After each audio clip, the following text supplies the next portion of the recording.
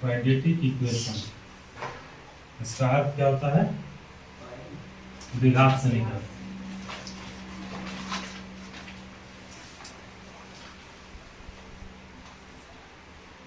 इसमें सबसे पहले हम लोग को जानना पड़ेगा चर और अचर के बारे में, ठीक है? चर और अचर।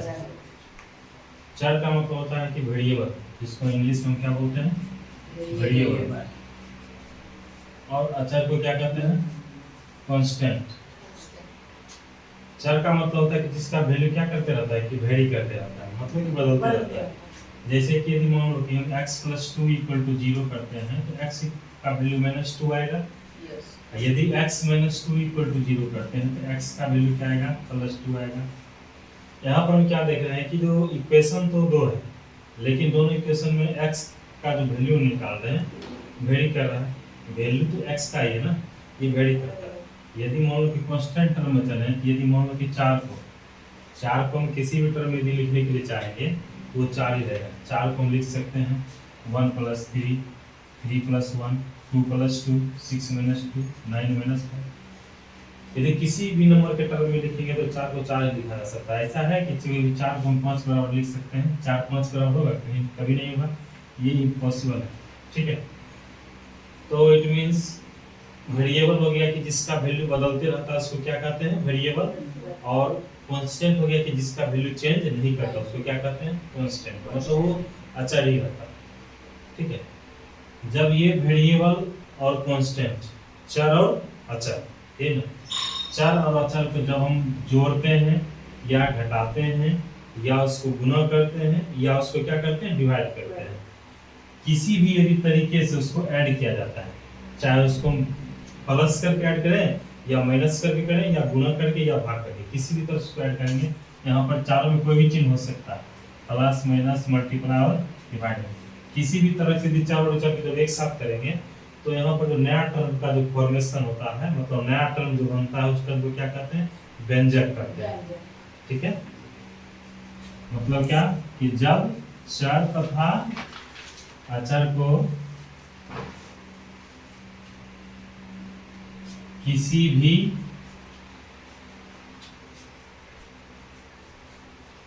गणितीय चिन्हों के द्वारा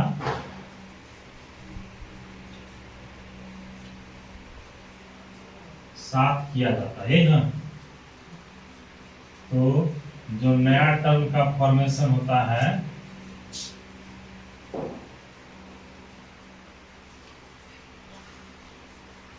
उसे क्या कहते हैं? व्यंजक।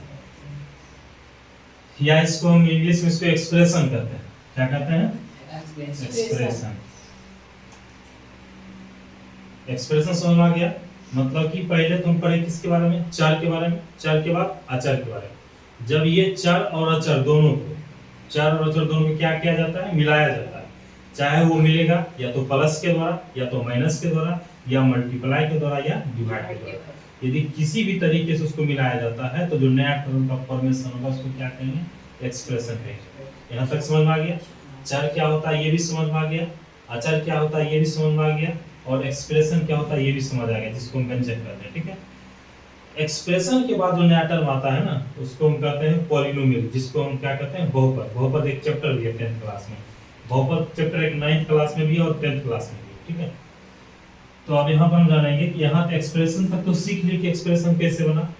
अब एक्सप्रेशन के बाद सीखेंगे पॉलिनोमियल आया, पॉलिनोमियल के बाद क्या आया? इक्वेशन आया, इक्वेशन के बाद फिर इक्वेशन का जो टाइप बना linear equation, quadratic equation, cubic equation, by quadratic equation, ये अलग अलग टर्म में बटा है, ठीक है? लेकिन सबसे पहला स्टार्टिंग में हुआ था चर से, चर और अचर से। चर और अचर को मिलाया तो क्या नया टर्म बन गया? एक्सप्रेशन बना, व्यंजक बना, ठीक है? अब व्यंजक से पढ़ेंगे कि कोई भी व्यंजक बहुपद कैसे होता है या कोई भी व्यंजक बहुपद कैसे नहीं होता, किस कंडीशन में बहुपद होगा या किस कंडीशन में बहुपद नहीं होगा, इसके बारे में जानकारी आपको लेना, ठीक है?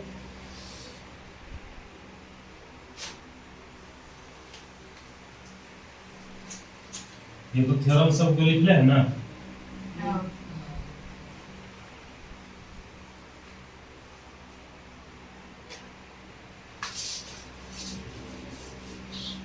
तो हम देखते हैं पॉलिनोमियल बहुपद, है ना? बहुपद का एक चैप्टर अलग हम फिर उसका देंगे। बहुपद का ऐसे एक वीडियो तो बना हुआ शायद मेरा है, बहुपद का एक वीडियो होगा, यदि नहीं होगा हम देख लेते, नहीं होगा तो उसको फिर से अपलोड कर देंगे। बहुपद जिसको हम क्या कहते हैं, पॉलिनोमियल, क्या कहते हैं, पॉलिनोमियल, ये ना। तो एक्सप्रेशन तक तो हम पढ़ लिए, व्यंजक तक तो पढ़ लिए कि व्यंजक क्या होता है। अब हमको पढ़ना है बहुपद के बारे में ना। तो सबसे पहले बात, एक टर्म हम घर से हमको याद रखना है कि कोई भी व्यंजक बहुपद होगा, कोई भी व्यंजक बहुपद होगा, तभी बहुपद होगा जब उसमें जो वेरिएबल रहता है, मतलब जो चर रहता है, चर का जो पावर जिसको हम घात कहते हैं, क्या कहते हैं, घात।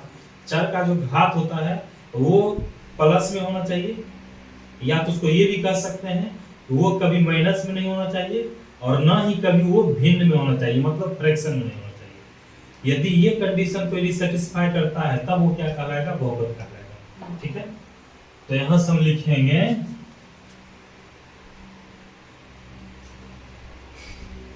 कि कोई भी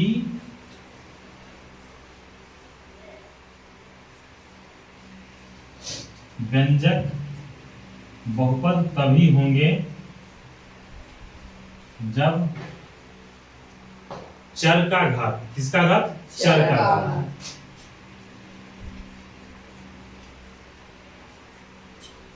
ना ही ऋणात्मक होना चाहिए और ना ही भिन्न के रूप में होना चाहिए।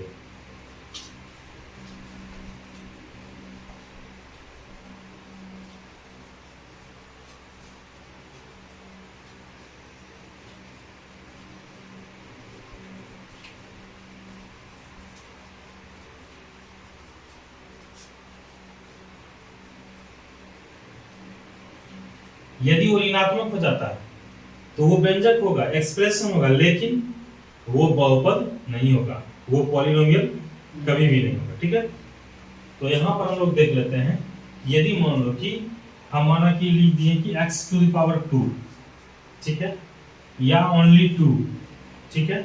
आगे भी हम बहुपद का टाइप पढ़ाएंगे, जिस तरह इक्वेशन का पार्ट होता है ना, इक्वेशन का जो डिवाइड हम लोग करते हैं कि इक्वेशन मतलब कि उसको रैखिक समीकरण में, द्विघात समीकरण में, त्रिघात समीकरण में, चतुर्थघात समीकरण में डिवाइड करके पढ़ते हैं, उसी तरह बहुपद को भी पढ़ेंगे, बहुपद चैप्टर में बहुपद को भी पढ़ेंगे।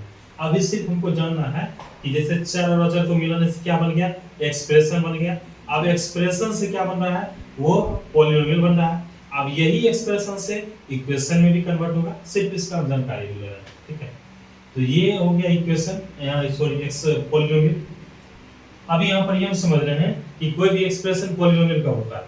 यदि हम लिख देते हैं √x+2 या x⁴ प्लस 2x² प्लस 6, ठीक है, या 1/x+2 या x⁻⁻1 प्लस 3। अब हमको यहाँ पर जानना है कि ये कौन कौन सा जो होगा, ये तो है तो सब एक्सप्रेशन है।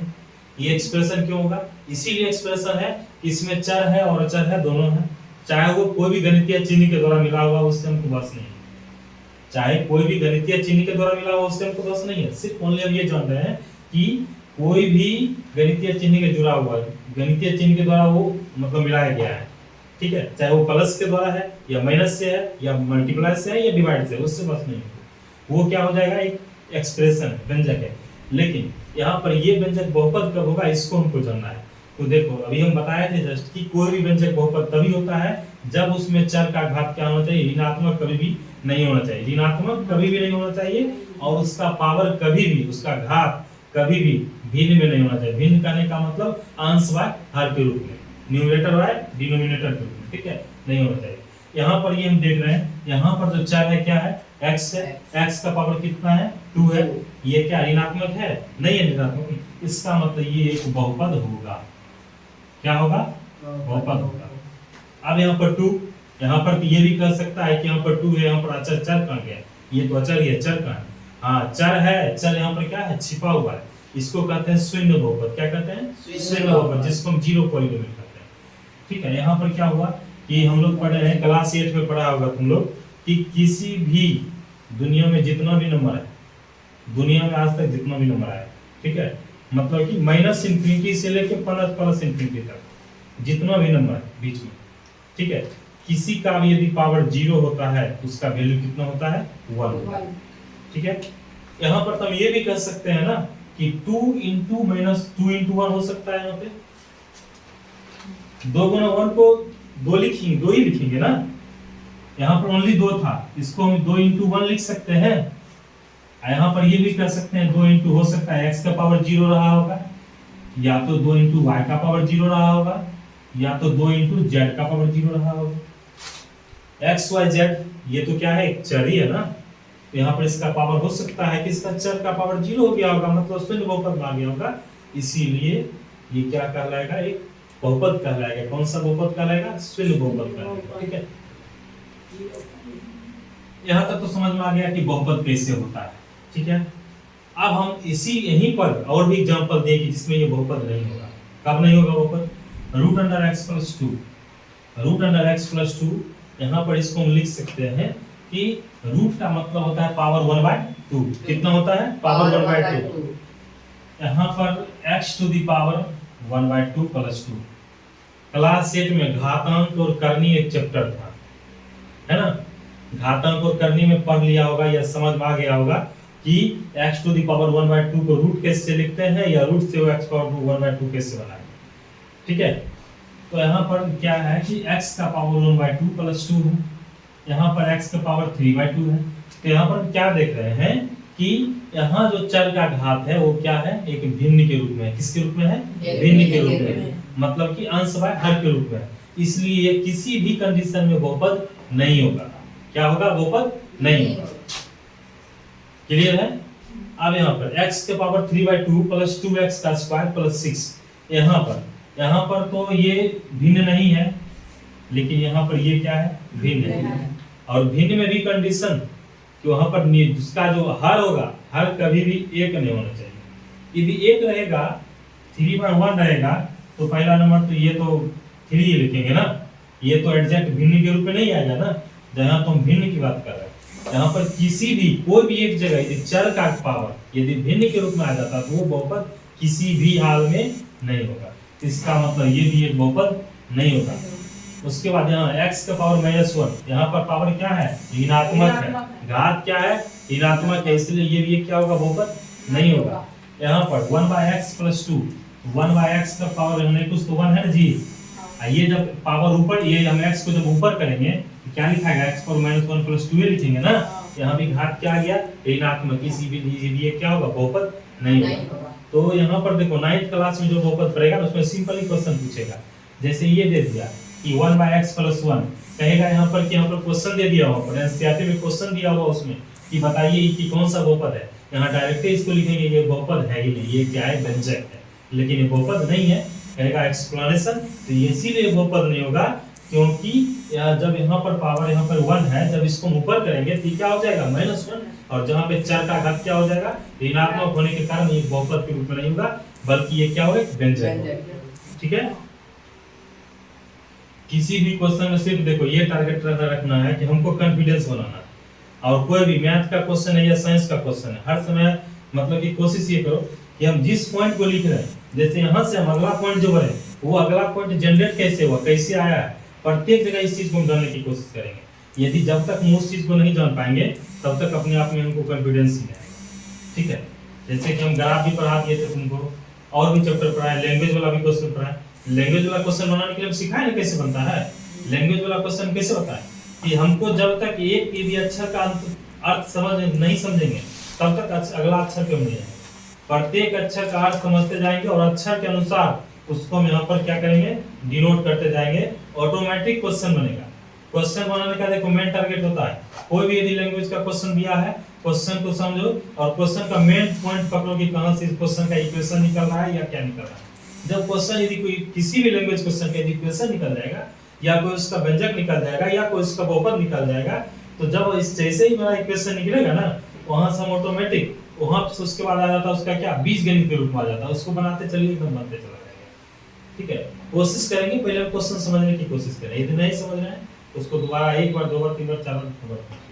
ठीक है, यहाँ तो अभी तक हम कहाँ तक पढ़े हैं, बहुपद के बारे में। ठीक है, बहुपद के बाद आता है, अब इसके बाद अगला टर्म क्या आ जाता है, इक्वेशन, ये ना समीकरण। ठीक है, समीकरण अब देखते हैं।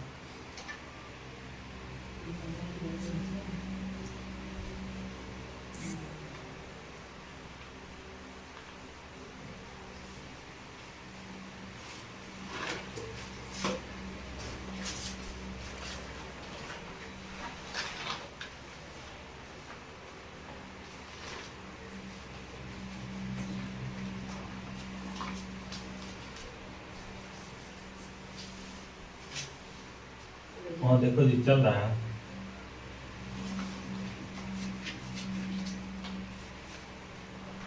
हाँ हाँ ठीक बैठ। समीकरण इक्वेशन है ना। इक्वेशन तो हम बताए थे कि जब किसी भी एक्सप्रेशन कोई भी एक्सप्रेशन जब वो जीरो के बराबर हो जाता है तो वो इक्वेशन के फॉर्म में आ जाता है। किसके फॉर्म में आता है? इक्वेशन मतलब क्या? समीकरण। ठीक है। और हमको यहाँ पर कौन सा समीकरण पढ़ना है? द्विघात समीकरण है ना। तो कोई भी एक्सप्रेशन जब जीरो के बराबर आएगा तो वो क्या कहलाएगा? इक्वेशन। मतलब क्या कि एक्सप्रेशन इक्वल टू जीरो, इसको क्या कहेंगे? इक्वेशन। क्या कहेंगे इसको? इक्वेशन। मतलब क्या होगा? समीकरण, ये ना। तो अब हमको यहाँ पे पढ़ना है द्विघात समीकरण के बारे में, ये ना। तो देखो यहाँ पर द्विघात समीकरण।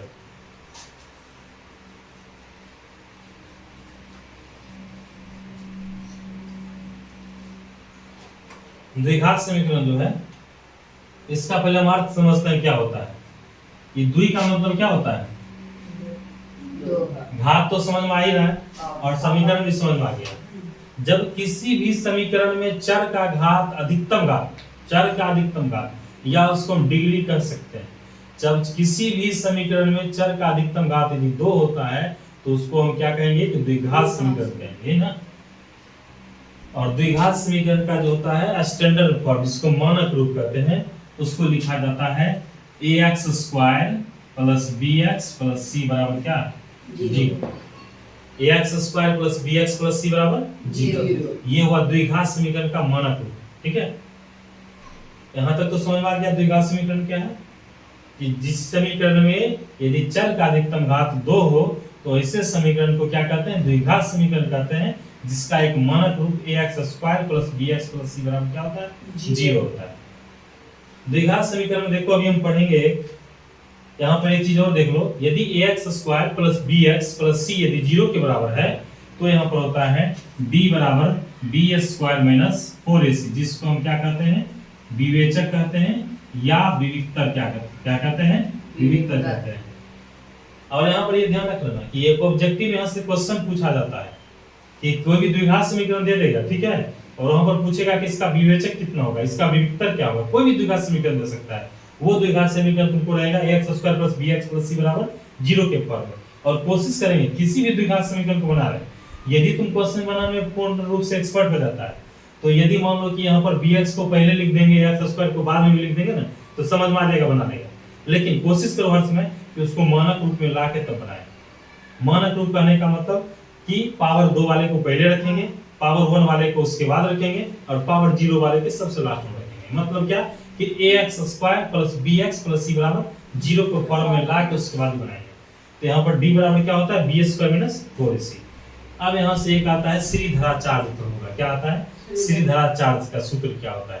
श्रीधरा चार्ज का सूत्र जो होता है x² x बराबर -b ± √b² - 4ac/2a।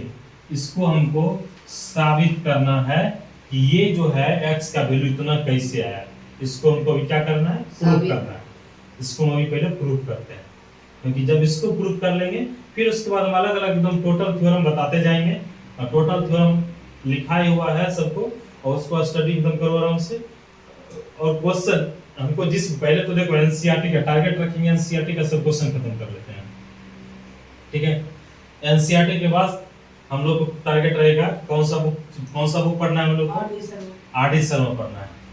कौन सा पढ़ना है? आर.डी. शर्मा ये सबसे बेस्ट प्रकाशन होता है, ठीक है। चाहे एसएफ का बुक पढ़ो या भारतीवन का पढ़ो, उससे सबसे अच्छा लेवल में है आर.डी. शर्मा का प्रकाशन का बुक पढ़ो। और हर समय हम किसी भी स्टूडेंट को सजेशन देंगे आर.डी. शर्मा ही पढ़ो, ठीक है। आर.डी. शर्मा पढ़ने से फायदा क्या होगा कि एक ही फायदा है, एक फायदा है कि आर.डी. शर्मा बनाने से पहला नंबर तो नॉलेज तुमको एकदम पूरी कंफर्म हो जाएगा। नॉलेज कंफर्म करने का मतलब किसी भी क्वेश्चन के ऊपर कॉन्फिडेंस बनेगा। यदि एनसीईआरटी बनाते हैं, एनसीईआरटी में एक टाइप का एक ही क्वेश्चन रहता है, वो क्वेश्चन को रिपीट नहीं करता, ना एनसीईआरटी कभी थ्योरम को रिपीट करता है। जो चीज एक बार लिख देगा वो दोबारा नहीं लिखता है, एकदम एनसीईआरटी का ये रूल है। और आर.डी. शर्मा में एक क्वेश्चन पे 8 से 10 क्वेश्चन मिलेगा। यदि एक क्वेश्चन तुमको हम समझा दिए तो उस पे 8 से 10 क्वेश्चन बनाएगा, तुम्हारा एकदम एक्सपीरियंस हो जाएगा। ठीक है, और उसमें लेवल धीरे धीरे एकदम बढ़ता है, ठीक है। और हमको ये ध्यान नहीं रखना, हमको याद करने के लिए, हमको रटने के लिए नहीं पढ़ना है ना, हमको रटने के लिए नहीं पढ़ना, हमको पढ़ना इसलिए कि यदि द्विघात समीकरण पढ़ ले रहे तो द्विघात समीकरण से रिलेटेड जितना भी क्वेश्चन हाई लेवल का आ जाए, जितना भी हाई लेवल का क्वेश्चन आ जाए, हमसे क्वेश्चन बनना चाहिए, तब वो हुआ पढ़ने का मतलब, ठीक है। और आरडी शर्मा में वैसा वैसा क्वेश्चन सबसे लास्ट में जाकर आएगा कि एक एक क्वेश्चन में 4-4 5-5 थ्योरम डाला हुआ रहेगा। जब तक यदि सब थ्योरम कॉन्सेप्ट नहीं आएगा ना, तब तक क्वेश्चन ही नहीं लगेगा, बनवे नहीं करेगा क्वेश्चन, ठीक है। यहाँ पर अब सबसे पहले हम सीधा चार्ज फॉर्मूला पढ़ते हैं, उसके बाद फिर हम आगे बताएंगे कि आगे क्या करना है, ठीक है। तो सीधा चार्ज फॉर्मूला को हम प्रूव करते हैं। एकदम ये याद रखना है, जहां दिक्कत होगा एकदम स्पष्ट बोलना। क्वेश्चन तो हम चैप्टर बाय चैप्टर डील करेंगे, एनसीईआरटी का chapter by chapter total video मिलेगा, फिर आरडी शर्मा का भी वीडियो रहेगा, एकदम टोटल जितना क्वेश्चन रहेगा क्वेश्चन का भी वीडियो है। तुम लोग आराम से जाओ, घर पे पढ़ो, कोई दिक्कत होता है वीडियो खोलो, तुम देखो। उससे होगा क्या, यदि हम अभी कोई दूसरा भी मानो कि ठीक है कि अभी तुमको पढ़ा रहे हैं, इस टाइम के यदि वीडियो तुमको नहीं डालेंगे नेट में, अदर टाइम का यदि वीडियो डालते हैं, स्पेशल वीडियो डालते हैं, उससे होगा क्या कि अभी हम जो पढ़ाएंगे, इस समय जो बात बताएंगे और स्पेशल जो वीडियो बना डालेंगे ना, दोनों में कुछ ना कुछ डिफरेंस आएगा, डिफरेंस आएगा ना, तुमको समझने में थोड़ा सा डिस्टर्बेंस होगा। और अभी हम जो पढ़ा देंगे, इसी चीज को यदि घर में जाकर पढ़ेगा तो यहाँ पर यदि समझ में नहीं भी आया तो तुरंत वीडियो ओपन करेगा, वहां से देख लेगा ऑनलाइन क्लास से, ठीक है। तो यहाँ से हम देखते हैं कि द्विघात समीकरण में सीधा चार्ज फॉर्मूला को कैसे प्रूव करेंगे, साबित करेंगे, ठीक है। तो सबसे पहले ax square plus bx plus c बराबर 0, ये द्विघात समीकरण का एक मान है, ठीक है। तो यहाँ पर जो विधि सभी हम इसको साबित करेंगे, उस विधि को हम कहते हैं पूर्ण वर्ग विधि। कौन सा विधि? पूर्ण वर्ग विधि। इस पे एक क्वेश्चन परीक्षा में एकदम प्रत्येक बार पूछता है, बिहार बोर्ड में, सीबीएसई में 100% है कि क्वेश्चन पूछेगा, उस क्वेश्चन को कोई नहीं काटता। कि किसी भी कोई भी समीकरण देगा, इसको कहेगा कि यदि इसका मतलब कि क्या, इसका यदि मूल वास्तविक हो, यदि इसका मूल वास्तविक है तो इसको पूर्ण वर्ग बनाने की विधि से क्या करें, हल करें, या पूर्ण वर्ग बनाने की विधि से इसका मूल ज्ञात करें, ये क्वेश्चन पूछेगा, ठीक है। तो यहाँ पर अभी हम बनाएंगे कि पूर्ण वर्ग विधि से कैसे इसको बनाना, ठीक है। तो सबसे पहले स्टेप बाय स्टेप हम चलते हैं, ठीक है। सबसे फर्स्ट स्टेप फर्स्ट, किसी भी क्वेश्चन को स्टेप बाय स्टेप बनाने की तरीका को क्या कहते हैं, लेमा कहते हैं। ये हम पढ़ाएंगे तुमको चैप्टर फर्स्ट में, यूक्लिड विभाजन एल्गोरिथम में एक लेमा होता है। क्या होता है? लेमा। लेमा किसको कहते हैं? किसी भी गणितीय क्वेश्चन को देख तरीके से स्टेप बाय स्टेप बनाने की तरीका को क्या कहते हैं? लेमा कहते हैं। अब जैसे तुमको मान लो कि कोई बीजगणित में क्वेश्चन दे दिया है तुमको, ब्रैकेट वाला, छोटी ब्रैकेट, मंझली ब्रैकेट, एक बड़ी ब्रैकेट वाला, या मान लो कि का भागा गुण जोड़ घटावा पे क्वेश्चन दे दिए, वहां पर भी एक तरीके से बनाते हैं। विदाउट तरीका ऐसा है कि मान लो कि मतलब कि का से पहले जो मतलब कि भाग से पहले जो है का क्रिया करते हैं, ऐसा होगा कि का से पहले भागे का क्रिया कर देंगे, का से पहले यदि भाग का क्रिया करेंगे तो क्वेश्चन बाबू कहीं ना कहीं गलत होगा, ठीक है। जैसे ग्राफ में पढ़ाए थे ना, ग्राफ में देखो अधिकतर मास्टर तुमको पढ़ा देगा क्या कि जो पहले x का वैल्यू 0 नहीं डालेगा, y का वैल्यू भी 0 नहीं डालेगा, कह देगा क्या कि अपने मन से x का 3 वैल्यू डाल दो और अपने मन से y का 3 वैल्यू डाल दो, या तो x का 3 वैल्यू डालो तो y का वैल्यू निकलेगा ऑटोमेटिक, यदि y का 3 वैल्यू डालो तो x का वैल्यू निकलेगा। उससे तो इक्वेशन तो बन जाएगा, ग्राफ भी जनरेट हो जाएगा। लेकिन वो ग्राफ कभी भी गलत हो सकता है और वो ग्राफ बनाने का एग्जैक्ट रूल नहीं है, ये चीज मन में एकदम हर्ष में बैठा लेना। यदि कोई बता रहा है तो समझो 100% गलत तुमको बता रहा है। और गांव में खास करके ये अधिकतर टीचर का यही रूल है, वो यही बता देगा डायरेक्ट, जाके तुम पढ़ा भी होगा तो देखा होगा या देख ही रहा होगा, अधिकतर जगह तुम देख लो, कोई तरीका से नहीं बताता, सिर्फ बनाने के लिए सीखता है। तो सब धीरे धीरे नोट से पढ़ा के एकदम पूरे अच्छी हो गया है, समझल थोड़े, धीरे धीरे एक्सपीरियंस बना के एकदम पढ़ाना स्टार्ट कर दें, उससे नहीं होता। सबसे पहले है कि यदि हम स्टूडेंट को सेटिस्फाई नहीं कर रहे तो पढ़ाने का मतलब नहीं होता है। यदि हम पढ़ा रहे हैं तो यदि बच्चा अपने मन से भी क्वेश्चन नहीं बना ले रहा, और टारगेट ये रखो कि यदि जिस तरह से अभी हम यदि तुमको सिर्फ चार्ज फॉर्मूला को साबित कर दे रहे हैं, तो क्षमता तुम्हारे में ये होना चाहिए कि तुम भी बोर्ड पे आके उसी तरह से तुम भी अति करो, ठीक है, ये रहना चाहिए तुम्हारा कोशिश। तो स्टेप फर्स्ट हम क्या करेंगे कि जो पावर 2 है, घातीय, जिसका द्विघात जो है मतलब जिसका घात 2 है, उसका जो कोफिशिएंट रहेगा मतलब कि उसका जो गुणांक रहेगा, ये x का पावर 2 का गुणांक कितना है जी, a है ना, तो जो उसका गुणांक रहेगा x स्क्वायर तो उसको कॉमन निकालेंगे पहला स्टेप। x स्क्वायर के गुणांक को क्या लेंगे, कॉमन लेंगे। स्टेप फर्स्ट लिखेंगे कि x स्क्वायर के गुणांक को कॉमन लेंगे, कोई दिक्कत नहीं ना, ए कॉमन ले लेते हैं। तो देखो कॉमन लेने का मतलब ये होता है क्या देने, भाग देना। क्या देना, भाग देना। कॉमन लेना कहो या उसको भाग देना कहो, एक ही चीज। तो भाग देंगे तो सब में ना भाग देंगे जी, और देना पड़ेगा तो यहाँ पर दो साइड है तो दोनों तरफ देना पड़ेगा, एलएचएस में और आरएचएस में। तो यहाँ से क्या हो जाएगा, ax स्क्वायर बटा कितना हो जाएगा a, bx बटा कितना हो जाएगा a, और c बाय a बराबर कितना हो जाएगा 0 बटा a। वही तो 0 ये कहलाएगा जी, ये a उधर जाके 0 हो जाएगा। यहाँ से नया टर्म क्या बनेगा, x स्क्वायर बटा a प्लस bx बटा a plus c by a बराबर कितना आ जाएगा 0। कोई दिक्कत, ये तो कट जाएगा। यहाँ से बच जाएगा x square plus b by a into x plus c by a बराबर क्या 0। यहाँ पर हम कौन सा समीकरण पढ़ रहे हैं, द्विघात समीकरण ना। तो पावर 2 वाला में कोई बीजगणितीय फार्मूला है, फार्मूला है, दो फार्मूला है ना। एक फार्मूला है कि a प्लस b का होल स्क्वायर होता है a square plus 2ab plus क्या b स्क्वायर, और a माइनस b का होल स्क्वायर होता है a square minus 2ab plus क्या b स्क्वायर। तो ये जो बीच वाला जो टर्म है ना, ये माइनस है। यदि यहाँ पर हम देख लें कि यदि इसका पावर 1, जिसका घात क्या है 1 है, यदि वो माइनस में रहेगा तो इस फार्मूला का यूज करेंगे, यदि वो प्लस में रहेगा तो कौन सा फार्मूला का यूज करेंगे, a प्लस b का होल स्क्वायर। तो इस पर हम इसको बैठाते हैं a square plus 2ab plus b square. तो ठीक है, मान लेते हैं कि ये क्या है, a है। यहाँ पर तो स्मॉल a दिया हुआ है ना, इसको कैपिटल एक मान के चाहते हैं, कंफ्यूज नहीं करेगा। इसको क्या है, a हो गया, ठीक है। तो ये फार्मूला क्या होता है, a square plus 2ab plus क्या b स्क्वायर ना। तो ये मान लो कि a स्क्वायर मतलब क्या है, x का स्क्वायर, मतलब इसको क्या मान लिए a स्क्वायर प्लस क्या होता है 2ab, यही ना। फार्मूला के अनुसार क्या होता है 2ab प्लस 2 तो नहीं था, 2 हम लगा दिए अपने मन से, फार्मूला के अनुसार 2 लगाए ना। a कितना है यहाँ पर x है, यहाँ भी तो एक x है, तो a यहाँ पर तो मिला हुआ है। यहाँ पर b हमको पता नहीं है ना, तो b कैसे आएगा।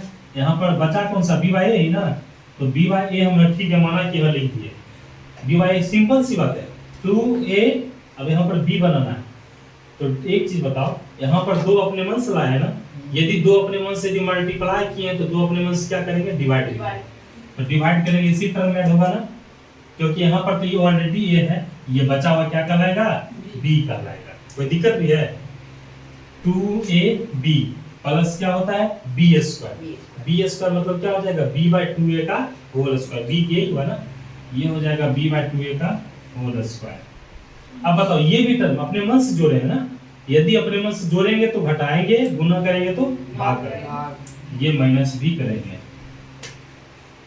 प्लस c बाय a बराबर क्या हो जाएगा 0। कोई दिक्कत नहीं है ना। a square plus 2ab plus b square, ये तीनों मिला के क्या हो जाएगा a प्लस b का होल स्क्वायर। a का वैल्यू कितना x, b का वैल्यू कितना b बाय 2, ये हो जाएगा x plus b by 2a का होल स्क्वायर। ये माइनस वाला उधर जाके क्या हो जाएगा प्लस हो जाएगा b स्क्वायर बाय 4 स्क्वायर, ये c बाय उधर जाके क्या हो जाएगा माइनस, एलसीएम हो जाएगा कितना 4a स्क्वायर, तो यहाँ हो जाएगा b स्क्वायर माइनस a से इसको डिवाइड करेंगे क्या बचेगा 4a इनटू क्या c, क्या कहलाएगा ये 4ac, b square minus 4ac से क्या बढ़ाए थे d ना, d बाय कितना आ गया 4a स्क्वायर। कोई दिक्कत नहीं होता क्या, कोई दिक्कत नहीं। अब यहाँ पे आ गया x plus b by 2a का whole square equal to b by 4a square. और हम यदि जानते हैं एक चीज हमको पता है, यदि 9 का स्क्वायर, यदि 9 का वर्गमूल कितना है 3 है, यदि 9 का वर्गमूल 3 है तो इसका मतलब 9 का वर्गमूल माइनस 3 भी होगा। काहे होगा, यदि 9 का वर्गमूल 3 है इसका मतलब 3 का स्क्वायर 9 होना चाहिए। यदि 9 का वर्गमूल 3 है तो 3 का स्क्वायर कितना होना चाहिए 9 होना चाहिए। जब 3 का स्क्वायर 9 है तो माइनस 3 का स्क्वायर भी कितना होता है 9 ही होता है, इसीलिए 9 का वर्गमूल 3 और -3 दोनों होगा। इसीलिए जब हम कहीं पर रूट लगाएंगे तो प्लस और माइनस दोनों ऐड करेंगे, ठीक है। यहाँ पर हो जाएगा, जब यहाँ से स्क्वायर हटाएंगे तो ये स्क्वायर पावर 1/2 इधर आ जाएगा ना, यहाँ नहीं कुछ 1 मल्टीप्लाई में, यहाँ इसके साथ क्या आ जाएगा, डिवाइड में। पावर 1/2 कहने का मतलब plus minus root under d/4a², या इसको ये भी लिख सकते हैं प्लस माइनस रूट d/4a² का वर्गमूल कितना हो जाएगा, 2 है ना, यहाँ लिख सकते हैं प्लस माइनस रूट d/ कितना 2a। अब यहाँ से होगा x बराबर, ये उधर जाके माइनस हो जाएगा, minus b/2a plus minus root d/2a। LCM हो जाएगा कितना, 2a minus b plus minus root क्या d। यहाँ पर हम कौन सा समीकरण पढ़ रहे हैं, द्विघात समीकरण। द्विघात समीकरण पढ़ रहे हैं तो द्विघात समीकरण का 2 मूल होगा, एक मूल अल्फा मान लेते हैं, एक मूल बीटा मान लेते हैं। यदि मान लेते हैं कि यदि द्विघात समीकरण के